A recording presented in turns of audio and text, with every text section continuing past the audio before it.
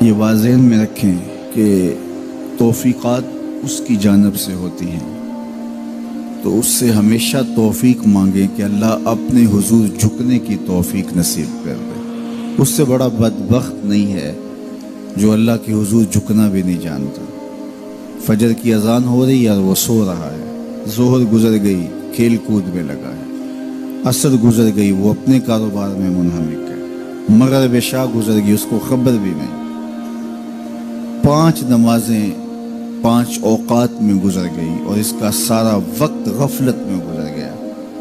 کیسے چین کی نیند آ گئی؟ کیسا مسلمان ہے، کیسا کلمہ گو ہے؟ اللہ کے حضور سجدہ ریزی کی سارا دن توفیق نصیب نہیں ہوئی، پھر اگلا دن بھی یوں گزر گیا، زندگیاں گزر جاتی ہیں، توفیق سجدہ نصیب نہیں ہوتی۔ اس شخص سے بڑا بدبخت کوئی نہیں جس کو اللہ کے حضور جھکنا نصیب نہیں ہوتا۔ اور یہ بات ذہن میں رکھیے گا، اللہ جب کسی سے ناراض ہوتا ہے تو رزق بند نہیں کرتا، اس کے لیے آب و دانے کی بندش نہیں کر دیتا، اس کی دیگر ضروریات روک نہیں لیتا، اس کو ہر کچھ بہم پہنچ رہا ہوتا ہے، لیکن اللہ کسی سے ناراض ہو سجدے کی توفیق چھین لیتا ہے۔ بندہ سمجھتا میں نماز نہیں پڑھتا، میاں تو کون ہے؟ تجھے توفیق سجدہ ہی نہیں دی جا رہی، تو نے اللہ کو ناراض کر لیا ہے، وہ تجھے اپنی چوکھٹ پہ بلاتا ہی نہیں، اپنی دہلیز پہ تمہیں حاضری کا اذن ہی نہیں دے رہا۔ تو اس سے معافی مانگو اور 5 گانا باجماعت نماز شعار زندگی بناؤ۔ اللہ کے محبوب علیہ السلام نے ارشاد فرمایا، حضرت انس رضی اللہ تعالی عنہ کی مرویات سے ہے، صحیح بخاری میں یہ حدیث موجود ہے کہ آقا کریم نے ارشاد فرمایا، ان احدکم اذا صلی ینادی ربہ، تم میں سے جب کوئی شخص نماز پڑھتا ہے تو وہ اپنے رب سے سرگوشیاں کر رہا ہوتا ہے۔ یہ اپنے رب سے ہم کلام ہونا ہے۔ حضرت سہل بن عبداللہ تستری کسی جنگل میں رہتے تھے، کچھ لوگ انہیں ملنے گئے تو کسی نے پوچھا واپسی پہ کہ حضرت یہاں تنہائی میں دن اور راتیں کیسے کاٹتے ہو؟ تو حضرت سہل نے کہا تمہیں کس نے کہا ہے میں تنہا رہتا ہوں؟ کہا کسی نے کیا کہنا تھا، ہم خود دیکھ رہے ہیں آپ تنہا ہیں۔ فرمایا تم نے غلط دیکھا، میرا جب اس سے باتیں کرنے کو جی چاہتا ہے تو میں نماز کے لیے کھڑا ہو جاتا ہوں، اور جب اس کی باتیں سننے کو جی چاہتا ہے تو قرآن کھول کے بیٹھ جاتا ہوں، کبھی اپنی سناتا رہتا ہوں کبھی اس کی سنتا رہتا ہوں۔ تمہیں کس نے کہا میں تنہا رہتا ہوں؟ میں تو دم دم اپنے رب کے ساتھ رہتا ہوں۔ تو جو نماز پڑھتا ہے وہ اپنے رب سے سرگوشیاں کرتا ہے، وہ اپنے رب سے بات کرتا ہے، اپنے رب سے ہم کلام ہوتا ہے۔ تو خوش نصیب لوگ جنہیں 5 گانا نماز نصیب ہوتی ہے، اور پھر اگر اس کے آداب کی رعایت کے ساتھ نصیب ہو، نماز پڑھنے کا جو انداز ہے وہ نصیب ہو جائے، جیسا کہ حدیث احسان میں ہے، جبریل امین نے حضور سے کچھ سوال کیے تھے، ان میں سے ایک سوال تھا حضور احسان کیا ہے؟ تو فرمایا تو اپنے رب کی عبادت اس طرح کرے کأنک تراہ، گویا تو اسے دیکھ رہا ہے، یہ تیری کیفیت ہو کہ تو اپنے رب کا دیدار کر رہا ہے۔ اللہ اکبر۔ حضرت سیدنا علی المرتضیٰ رضی اللہ تعالی عنہ سے کسی نے پوچھا کہ جس رب کی عبادت کرتے ہو کبھی اس کو دیکھا بھی ہے، کبھی اس کیفیت سے بھی گزرے ہو؟ تو فرمایا لم اعبد ربا لم اراہ، جب تک دیکھتا نہیں سجدہ ہی نہیں کرتا۔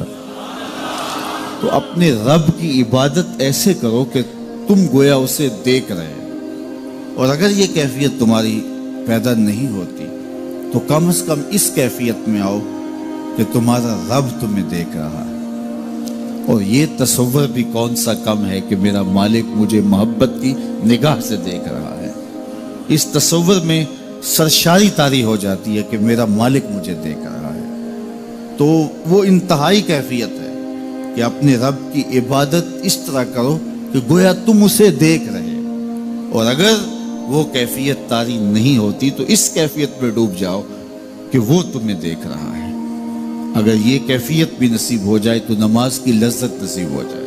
نماز کا سرور نصیب ہو جائے، نماز کا حظ پیدا ہو جائے۔ میں نے ایسے لوگ بھی دیکھے ہیں مسجد کی ہمسائیگی میں ہوتے ہیں، نماز کی توفیق نہیں ہوتی۔ بعض اوقات یہ دیکھنے میں آتا ہے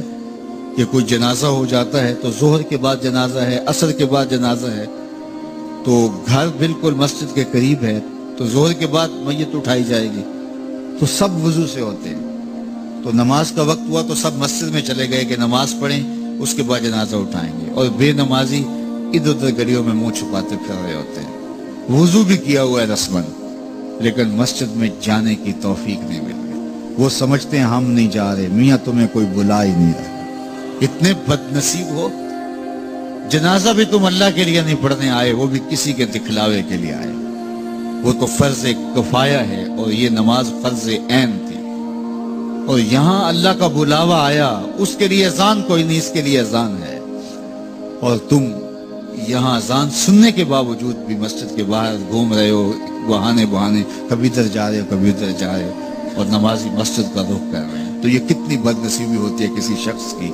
کہ مسجد کی ہمسائیگی میں بھی رہتا ہو اور مسجد کے قرب میں کھڑا ہو، اسے نماز کی توفیق نہ نصیب، تو یہ اس کی طرف سے توفیقات نصیب ہوتی ہیں۔ میں ایک بات سنایا کرتا ہوں کہ لاہور جب بڑی چہل پہل ہوا کرتی تھی ہمارے ریلوے اسٹیشن پہ،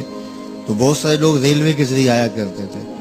تو وہاں کلیوں کی قطاریں ہوا کرتی تھی، ایک بوڑھا کلی، ٹرین کا وقت ایسا تھا کہ وہ رکی آ کے، تو اس نے کسی کا سامان اٹھایا، تو میکلوڈ روڈ پہ جانا تھا،